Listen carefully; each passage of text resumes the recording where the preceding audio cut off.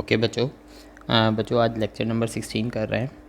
और बच्चों last class में हम लोगों ने law of conservation of momentum को हम लोगों ने काफ़ी डिटेल में डिस्कस किया था, आप लोगों को याद होगा। ठीक है, इसके स्टेटमेंट को अंडरस्टैंड किया था।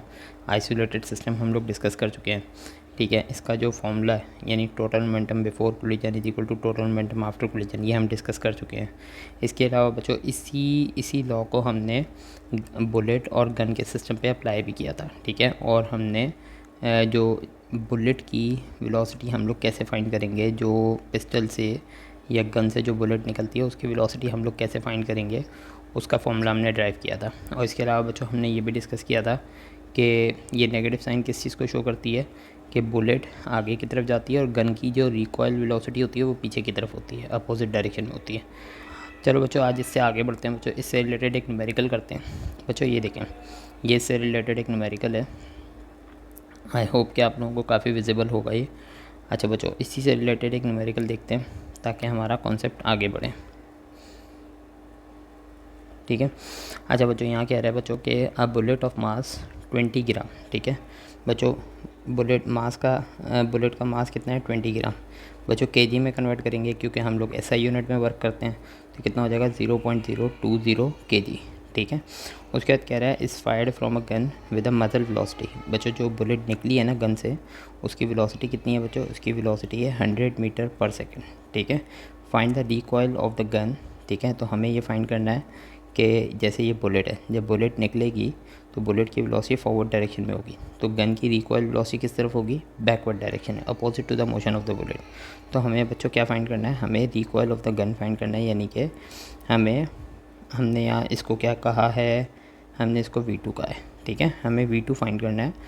और फिर क्या कह रहा है बच्चों, V1 बुलेट की वेलोसिटी कितनी है V1। ठीक है, उसके बाद कह रहा है कि इफ़ इट्स मास इज़, तो बच्चों बुलेट का बुलेट का मास तो m1 है, और उसका मास क्योंकि गन की वेलोसिटी V2 है तो गन के मास को हम लोग क्या लेंगे बच्चों m2। तो ये कितना है बच्चों 5 kg। ठीक है, 5 kg की गन है। तो हमें क्या फाइंड करना है बच्चों, सिचुएशन कुछ ऐसी है कि गन यूँ है। ठीक है, तो जैसे ही बच्चों बुलेट निकलेगी तो बुलेट की जो वेलोसिटी है वो ये रही है हमारे पास।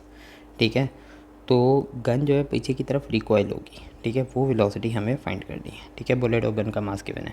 तो बच्चों law of conservation of momentum apply करते हैं। तो बच्चों ये क्या है, आपको पता है बच्चों बिफोर फायर दोनों चीज़ें रेस्ट में होती हैं, तो इनिशियल मोमेंटम ज़ीरो होता है। हमने कल इक्वेशन ड्राइव की थी m1v1 plus m2v2 is equal to zero. ठीक है बच्चों, m1 कितना है बच्चों, m1 आपके पास है, देखिए m1 कितना आ रहा है 0.02, v1 कितना आ रहा है बच्चों 100। इसी तरह m2 कितना आ रहा है बच्चों, m2 5 आ रहा है, और v2 आपने फाइंड करना है। ठीक है, m2 आपके पास 5 है और v2 आपने फाइंड करना है। तो बच्चों ये क्या हो जाएगा, इसे जब आप मल्टीप्लाई करोगे तो क्या आ जाएगा 2 + 5v2 इज इक्वल टू 0। ठीक है, और 5v2 इज इक्वल टू -2, जब बच्चों यहाँ शिफ्ट करेंगे तो ये क्या हो जाएगा बच्चों, v2 इज इक्वल टू -2/5। तो बच्चों आप इसे जब डिवाइड करोगे तो आपके पास आंसर आ जाएगा, और आंसर हमारे पास कितना आ रहा है बच्चों, -0.4 मीटर पर सेकेंड। ठीक है बच्चों, आई होप बच्चों ये क्वेश्चन समझ में आ गया होगा। तो बच्चों इसका मतलब क्या है कि जैसे ही फायर हुआ है ना, जैसे ही फायर हुआ है तो उस वक्त बुलेट तो निकली है कितनी 100 मीटर पर सेकेंड से। ठीक है, बट जो गन है वो रिकॉयल वेलोसिटी कितनी रिकॉयल वेलोसिटी से पीछे आई है, और ये बच्चों -0.4 मीटर पर सेकेंड। अच्छा बच्चों एक और बात बताऊँ इसमें कि इसमें कंजर्वेशन ऑफ मोमेंटम कैसे है। ठीक है, वो भी आगे हम लोग डिस्कस करेंगे। ठीक है, आप लोगों के ध्यान में ये आ सकता है सर इनिशियल मोमेंटम तो ज़ीरो है फायर करने से पहले, फाइनल मोमेंटम तो ज़ीरो नहीं आ रहा, उसकी इक्वेशन तो हम लोग अप्लाई कर रहे हैं। तो बच्चों इसी चीज़ को हम लोग क्लियर करते हैं। ठीक है, तो बच्चों ये देखो, अब इनिशियल मोमेंटम बच्चों मोमेंटम यहाँ मैंने यही चीज़ प्रूफ की हुई है। तो बच्चों इनिशियल मोमेंटम हमारे पास जो वेलोसिटी आई है, खैर बच्चों क्वेश्चन यहाँ ख़त्म हो गया है। ठीक है, क्वेश्चन यहाँ ख़त्म हो गया, आगे जो मैं आप लोगों को समझा रहा हूँ वो कॉन्सेप्ट को क्लियर करने के लिए समझा रहा हूँ, क्वेश्चन यहाँ ख़त्म हो गया है। ठीक है, अब बच्चों देखते हैं इन्हीं वेलोसिटीज़ को सबको अप्लाई करते हैं law of conservation of momentum में, देखते हैं दोनों तरफ मोमेंटम इक्वल आ रहा है कि नहीं आ रहा, देखते हैं। बच्चों m1v1 कितना आएगा 20 न्यूटन सेकेंड, m2v2 कितना आएगा 20 न्यूटन सेकेंड। ठीक है, जब आपने बुलेट फायर की तो उसका मोमेंटम ये आया, और गन का बैकवर्ड मोमेंटम कितना आया, वो भी 20 आया। तो बच्चों देखो, आप अगर ये इक्वेशन अप्लाई करते हो m1u1 plus m2u2 is equal to m1v1। ठीक है, m1v1 प्लस m2v2। ठीक है, तो बच्चों m1 तो बच्चों U1 तो 0 है ना, यानी फायर करने से पहले बुलेट तो रेस्ट में होती है। इसी तरह M2 फायर करने से पहले गन भी रेस्ट में होती है। इसी तरह बच्चों M1 क्या है बच्चों आपके पास जो भी है, M1 is the mass of bullet. तो M1 कितना आ रहा है बच्चों, ये M1V1 कितना आ रहा है 20, ठीक है। और बच्चों M2V2 कितना आ रहा है, ये भी बच्चों 20 आ रहा है, बट ये -20 होगा। क्यों -20 होगा, इसलिए बच्चों क्योंकि अगर गन का मोमेंटम और बुलेट का मोमेंटम फॉरवर्ड डायरेक्शन में तो गन का मोमेंटम बैकवर्ड डायरेक्शन में। Momentum is a vector quantity, तो अपोजिट डायरेक्शन में जब आएगा तो उसको हम नेगेटिव लेंगे। तो बच्चों ये देखो, ये साइड 0 हो गई, ठीक है, और बच्चों ये साइड भी 0 हो गई। देख रहे हैं बच्चों, तो आपके पास दोनों तरफ का मोमेंटम इक्वल होता है, ठीक है। यहाँ क्योंकि बुलेट और गन का मोमेंटम लेते हैं हम लोग, तो बुलेट का मोमेंटम अगर पॉजिटिव होता है तो गन का मोमेंटम नेगेटिव होता है, सेम होता है, ठीक है। कैंसिल करोगे तो दोनों साइड्स इक्वेशन की 0 हो जाएंगी। इस तरह बच्चों गन और बुलेट सिस्टम के अंदर इस तरह दोनों तरफ इक्वेशन के दोनों तरफ जो 0 आता है वो इस तरह से आता है, ठीक है बच्चों। ये हमने प्रूफ कर दिया कि कैसे गन और बुलेट के केस में, ठीक है, बिफोर फायर और आफ्टर फायर कैसे दोनों मोमेंटम 0 है, ठीक है बच्चों। आई होप बच्चों ये कॉन्सेप्ट क्लियर हो गया होगा, ठीक है। अब बच्चों हम लोग आगे बढ़ते हैं। बच्चों इम्पल्स का कॉन्सेप्ट है, ठीक है, ये चीज़ मैं आप लोगों को समझा भी चुका हूँ। ये वाला कॉन्सेप्ट आपको याद होगा बच्चों, rate of change of momentum हमने डिस्कस किया था, final momentum minus initial momentum upon time, ठीक है। ये किसके इक्वल था, फोर्स के इक्वल। बच्चों अब अगर मैं इसको इधर मल्टीप्लाई करता हूँ ना बच्चों, तो ये क्या आ जाएगा, force multiply by time is equal to final momentum minus initial momentum.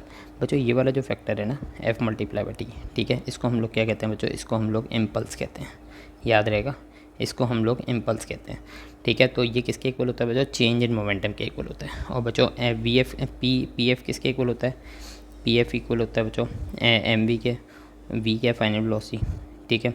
तो बच्चों अगर मैं इसको यहाँ बनाऊँ तो ये इस तरह हो जाएगा कि एफ़ मल्टीप्लाई बाई टी, तो ये किसके इक्वल हो जाएगा, एम वी एफ, ठीक है, माइनस एम वी आई, ठीक है।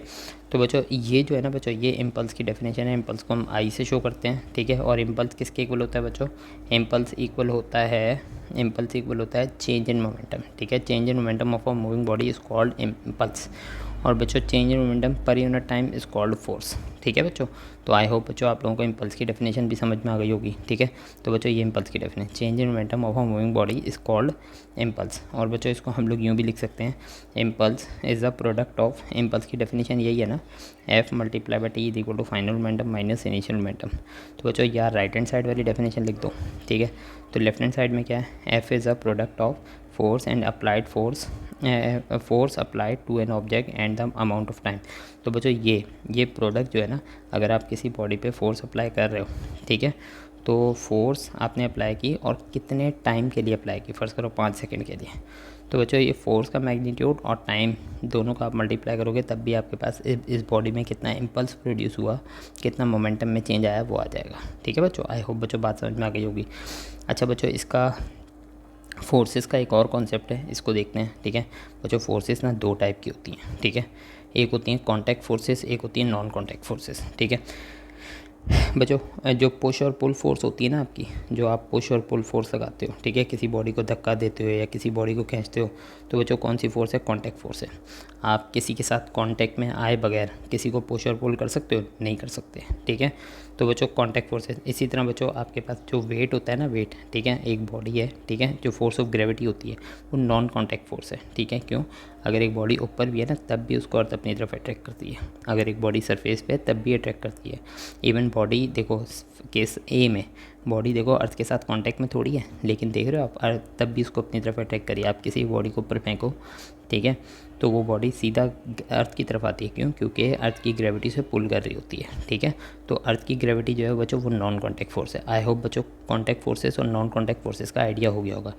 बच्चों फ्रिक्शन फोर्स कॉन्टैक्ट फोर्स है, टेंशन फोर्स, ठीक है, कॉन्टैक्ट फोर्स है, नॉर्मल रिएक्शन, परपेंडिकुलर रिएक्शन, ये सब की सब कॉन्टैक्ट फोर्सेस हैं। कैसे बच्चों, फ्रिक्शन फोर्स बच्चों अगर एक कार जा रही है, ठीक है, या एक किसी बॉडी को आप स्केट करवा रहे हो, ठीक है, तो बच्चों दोनों सरफेसेस के बिटवीन कांटेक्ट है ना। और बच्चों जो यहाँ फ्रिक्शन फोर्स प्रोड्यूस हो रही है वो किसके कॉन्सिक्वेंस में प्रोड्यूस हो रही है बच्चों, कांटेक्ट में होने के, ठीक है। तो वो क्या करती है बच्चों, वो हमेशा मोशन को अपोज करती है।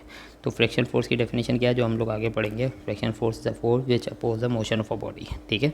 बस ये कि ये कांटेक्ट फोर्स है। इसी तरह बच्चों टेंशन फोर्स, अगर फर्स्ट और एक बॉडी है और इसको आप एक रस्सी से खींच रहे हो, ठीक है, तो बच्चों ये रस्सी देखो ना इस बॉडी के साथ अटैच है ना, तभी तो टेंशन लग रही है, वरना लगेगी नहीं, ठीक है, तो ये भी कॉन्टैक्ट फोर्स है। इसी तरह बच्चों नॉर्मल रिएक्शन, जब आप किसी बॉडी को टेबल पे रखते हो तो उसका वेट जो है डाउनवर्ड होता है, ठीक है, टेबल उतनी ही फोर्स, ठीक है, अपवर्ड फोर्स लगाता है, ठीक है, तो वो भी क्या है, वो उस फोर्स को हम लोग क्या कहते हैं, नॉर्मल रिएक्शन या परपेंडिकुलर रिएक्शन। तो बच्चों पुश और पुल फोर्स, ठीक है, फ्रिक्शन, टेंशन, नॉर्मल रिएक्शन और परपेंडिकुलर रिएक्शन, ये सब की सब कॉन्टैक्ट फोर्सेस है।